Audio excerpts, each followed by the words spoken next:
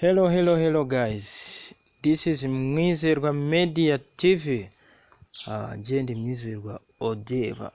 Ushobora kuba warumvishe ibya droid VPN, unahageze kugira ngo mbikubwire uburyo ki ushobora kuyikoresha kugira ngo accessing free internet utiriwe ukoresha bando rwose, ugasezera ibyo kugura bando ukajya ukoresha droid VPN. Icyo ngusaba gukora subscribe, like and share kugira ngo n'abandi babamenye uburyo ino droid VPN ikora, ubibwira inshuti zawe bavandimwe basezere gukoresha kujya bagura amayinite bakoreshe droid VPN. Droid VPN rero na application iba kuri Apple Store. Dore ukuntu imeze droid VPN. Dore ngiyi guys, noneho icyo dukora hano bwa mbere ni ugufungura account kuri droid VPN. Ku muntu udafite aho account, uraza hano kuri tuno turongo dutatu turi mu nguni hejuru ibumoso mu nguni, then nurangiza ujye aha handitse account my friend. Numara kujya aho handitse account, urabona ko ngewe nsanzwe mfitemo account ndayikoresha everyday, ariko kuko tugiye gufungura nka hari umuntu wa mbere winjiyemo, turaza tujya hano handitse ngo sign up for free. Tujyana handitse ngo sign up for free kugira ngo dufungure account. Icyo bisaba no kuba ufite email, warangiza kugira ngo ufungure hano account bisaba kuba ufite megabyte nkeya cyangwa se ugakoresha wifi. Hano nta birenze. Warangiza hano urabona batweretse box dushyiramo username, password na email. Ahangaha kuri username ureba izina rifite umwihariko ku buryo ushobora gusanga nta umuntu warikoresheje. Nanjye nindi hitamo bakaryanga, ubwo nyine biransaba kurihindura. Reka nkoreshe iri zina Imbeba. Nawe wahitamo irindi, wakwandikamo Inkende, wakwandikamo umudugudu wanyu, wakwandikamo n'izina ryawe ryakwanguka, washyiraho n'imibare n'ibiki ku buryo nyine bari buze kuryemera. Kamitemo iri ngiri Imbeba. Password ugashyiramo password ushaka wumva rwose ikunogeye. Email ugashyiramo email, ukamanuka hano hasi. Maze gushyiramo email, urabona none umaze gushyiramo email barakwereka hano hasi hano handitse ngo I'm not robot. Urahakirika ugategereza ko kivivura. Iyo kamaze kwivivura nibwo ujya kuri sign up. Ugomba gutegereza, ugategereza ko kivivura kugira ngo uze kuza kujya kuri sign up nta kibazo. Ubu noneho tugiye kujya kuri sign up. Urabona ko haje ka kavi k'icyatsi, turajya kuri sign up. Dutegereze kugira ngo murimo murabibona sign up.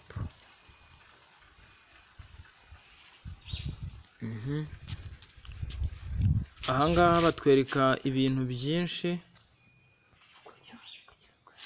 kugira ngo murimo murabibona. Ahangaha baba koherereje message kuri ya email wakoresheje.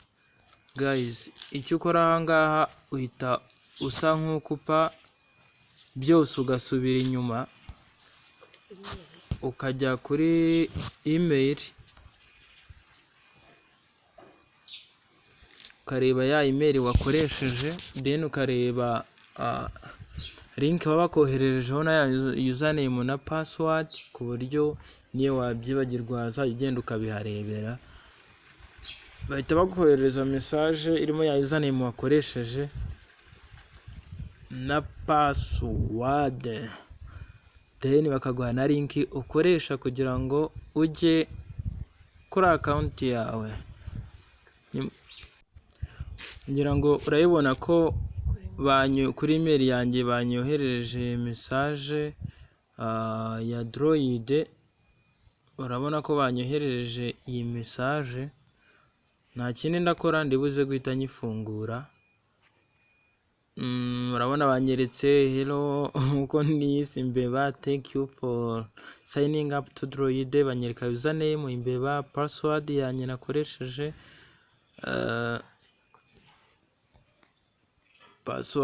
nakoresheje, ahangaha nshobora kuyikopira kugira ngo ize kunyorohera kuyandika.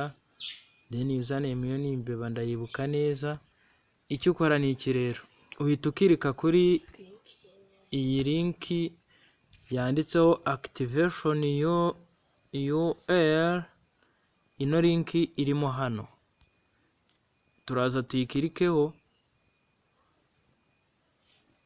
then dutegereze kugira ngo turangize gufungura account kugira ngo tuze kuryoha muri VPN droid. Ntucikwe, ukomeze ukurikirane neza izi step, ndabizi ko turabisoza wabimenye nawe wabikorera undi. Icyo dukora nga duhita tujya hano handitse ngo log to my account. Turajya hano handitse log to my account, tegereze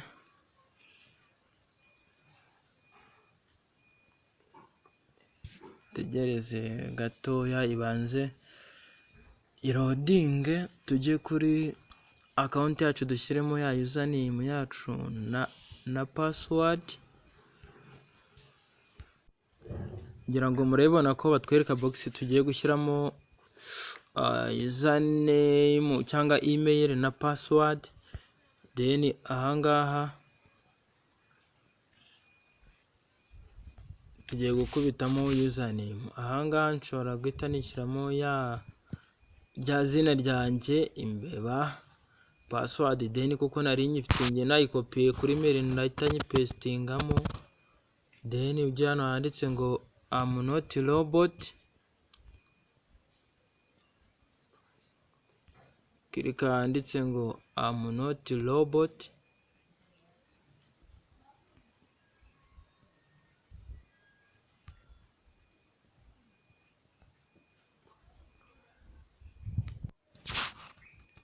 ngira ngo murimo murabibona ko hano kahindutse icyatsi. Ubwo rero iyo kanze ukomeza kurwana nako my friend kugera kabaye gutya icyatsi, then ukajya hano kuri login now. Reka turoginge hehe, inota mike turaba turyoshye turi gukoresha free internet. Nyuma yo gukora login rero hano twageze kuri account yacu. bashaka kukubwira gusevinga password ya kugira ngo nujya ujya kuroginga mu bizajya bikorohera ihita yizana, ushobora guhita ukora save. Then turahita tujya hano tumanuke gatoya sliding, ubona hano handitse ngo activate additional. baba gusaba ku activating aho additional baguhereza megabyte 200 ku munsi ziri free. Then ushobora kujya hano handitse ngo activate additional ukongeraho izindi 100. ubwo turahakirika kugira ngo kongereho izindi. Tayari bamaze kutubwira ko twabonye megabyte 200 n'izindi extra 100 ku munsi tuzajya dukoresha. ubwo igisigaye nta kindi my guys, aha tugiye kujya noneho gusubira kuri account yacu tugende turogingemo, then tuze no gukora setting ubundi turyohe. Ntucikwe, turabigenza rero tugiye gusubira inyuma tujye kuri app ya Droid VPN bisanzwe.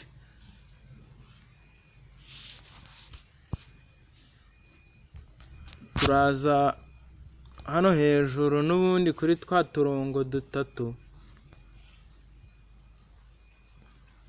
aho ngaho, then tuhakirike tujye aho handitse account, ujye aho handitse account my friend.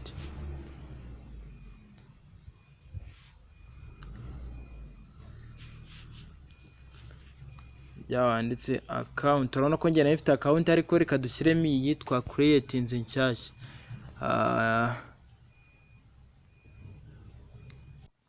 Aha turashyiramo ya username yacu imbeba, then password. Njye ushyiremo ya password yawe, hano imbeba, then password.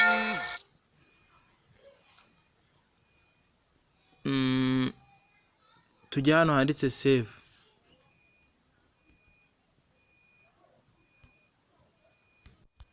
Okay, tumaze gushyiramo ya username na password, dukoze save duhita tuza kuri iyi page, turongera dukike kuri twa turongo dutatu turi ahagana hejuru mu nguni aho ngaho, then tujye aha hasi handitse setting. Ugiye kuri setting, ugiye kureba uburyo ki izi setting ziri hano zimeze, then telefone yawe uyisettinge neza muri ubu buryo. Uradownloading application usanga hari ibindi bintu birimo, ariko weho kuri iyi nshuro urajya ureba ibiri muri iyi video ari byo wuzuza muri telefone. Kuri iyi step ya mbere aho nta kintu wirirwa wuzuzamo, ni ibisanzwe. Ahangaha nta kintu wirirwa wuzuzamo. Tumanuka aha kuri step ya kabiri. Ahangaha kuri step ya kabiri uhafungure, ukirike aha hambere, ukirika aha hambere urebe ko iyi mibare irimo nawe ariyo irimo, 443. Umanuka hano handitse ngo local TCP port, wakirike kwa kabiri urebe ko harimo 0, then urebe ko hano aka ka gatatu nako gafunguye gutya. Iyi niyo step ya gatatu. Nusanga gasa nk'agafunze, nusanga gafunze gutya ugafungure, then tumanuke kuri step ya kane. Step ya kane ujyana handitse ngo set http headers, wakirike. Urabona hano hantu handitse bino bigambo byose, hakaba n'utuntu turi mu dukubo. Weho uraza kujya hano, uraza gushyiramo ibi bigambo byanditsemo ngo droid VPN. Aya magambo ngo droid VPN uraza kuyandika neza gutya ameze, uyashyire nawe muri aka ka box. Nurangiza ujye wibuka gukora hano handitse ngo save, urandikamo droid VPN, ibyo byose n'utwo tudomo, then ujye kuri save.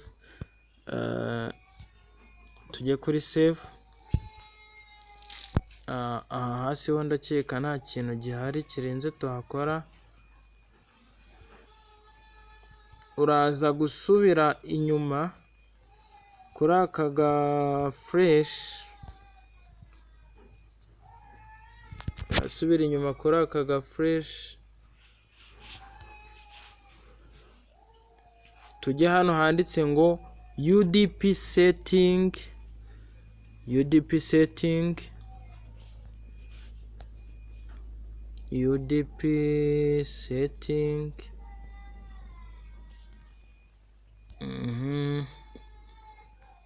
Ujya hano hambere handitse ngo remote UDP port, remote UDP port, uhakirike wandikemo 836, ukore OK. Ujya handitse ngo hakabiri handitse ngo local UDP port, uhakirike wandikemo 6, ukore OK.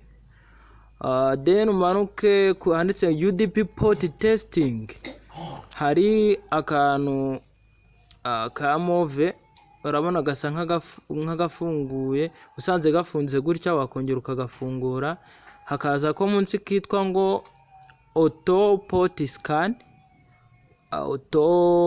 scan, nako kareba ko gafunguye. Then ukamanuka hasi ahantu handitse ngo UDP connection mode,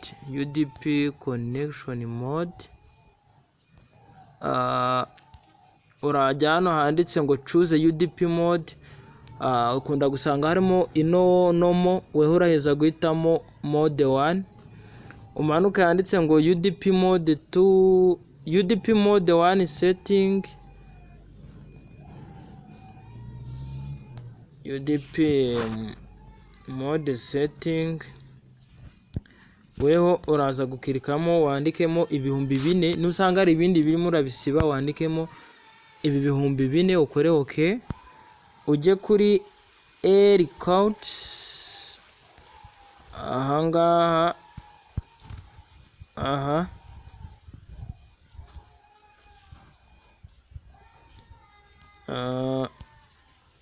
wandikemo 36, then ukore save. Ndagira ngo uzo kujya ukurikirana procedure uko zimeze.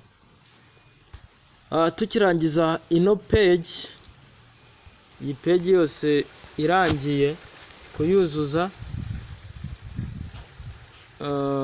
turasubira inyuma kuri aka gafresh ko hejuru mu nguni, tujye kuri no step yitwa ngo ICMP setting. ICMP setting my friend, hariyo iyi ngiyi, tuhakirike. Aka kantu kaba gafunguye gutya, weho uri buze kugafunga, wongere usubire kuri refresh y'inyuma yo mu nguni ibumoso hejuru, ujye handitse ngo VPN connection setting, VPN connection setting. Aka kambere karaba gafunze, aka kambere karaba gafunze my friends, aka kambere karaba gafunze, nusanga gafunguye wowe gafunge. Aka kabiri, aka naka kabiri karaba gafunguye, aka gatatu nako karaba gafunguye, aka kane gafunze. Then umanuke hasi ujye ahanditse ngo tuner M2 size, ho ntacyo uhinduraho. Umanuke ahanditse ngo connection setting, ubwo twageze ahangaha, twageze aha. Aka kantu nako niba gafunze ugafungure gutya kameze guys. Ujya hano handitse ngo auto connection VPN, aka nako ugafungure. Then aka kanditseho ngo auto reconnect when connection drop or fail, nusanga gafunguye ugafunge nk'uko nguko kameze. Nurangiza ahangaha uraza gusubira inyuma nk'uko bisanzwe kuri ka gafresh ko hejuru ibumoso, subira inyuma tujye kuri no step ya kane yanditseho ngo music setting, uhakirike. Hari utuntu dutatu tw'ingenzi ukora, uraza gufungura akangaka nk'uko kameze, ujye ubikora nk'uko bimeze my guys, uko nagiye mbikwereka ubona bimeze muri video, nawe aba ari kubikora. Aka ka kabiri nako karaba gafunze nk'uku nguku, aka ka kabiri nako karaba gafunze, aka gatatu gafunguye nk'uku nguku. Then ahangaha process ya setting turayirangije, turasubira inyuma kuri ka gafresh ko hejuru, dusubire inyuma nanone. Urabona dusubiye kuri home page yacu isanzwe. Turi buze kuza tujye aha handitse ngo ICMP,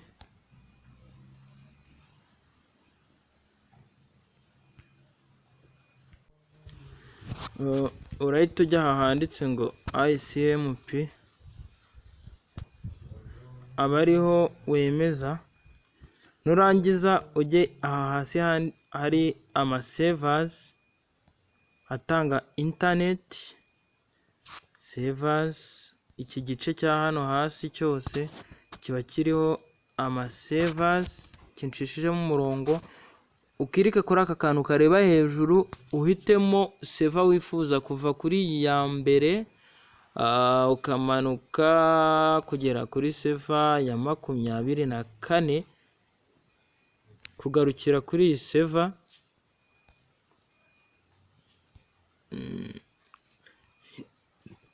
Iyi server ya 24 gusubiza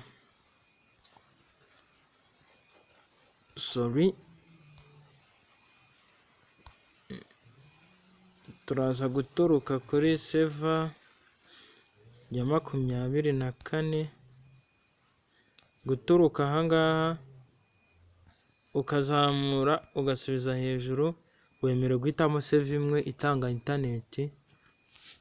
Enda niyemereze ahangaha kuri Singapore kuri ya 20, then nje hano handitse ujya hano handitse start, ukahakirika ugategereza. Klika handitse start utegereze my friend. Urabona ko yabaye connected successfully. Hejuru bahita bakwereka n'akantu kameze nk'agafunguzo, bahita bakwereka akantu kameze nk'agafunguzo, dore ngaka hano muri telefone wanakabona my friend. Ubu ngubu iba yabaye connected. Ubu noneho wajya kuri WhatsApp, Facebook, ubwo nyine wenda connection zibaye nkeya kakavaho, urongera ugasubira kuri droid yawe, ukongera ukaba wagenda ugakonekita bisanzwe. Urabona gutya iri connected. Usanze yahagaze n'ubundi waza hano hari stop, usanga hari start, ukaba wakongera ukakirika ugakonekita nk'ibisanzwe, ukenjoyinga internet. Okay, mwari kumwe na Mwizerwa kuri Mwizerwa Media TV n'ubundi. Stay tuned, ibyiza biracyari imbere. Nkwibutsa gukora subscribe, like and share. My guys, iyi video ihereza inshuti n'abavandimwe kugira ngo nabo babashe gukomeza gukoresha free internet ya Droid VPN. Ndabakunda cyane, mugire ibintu byiza. Assalamu alaikum.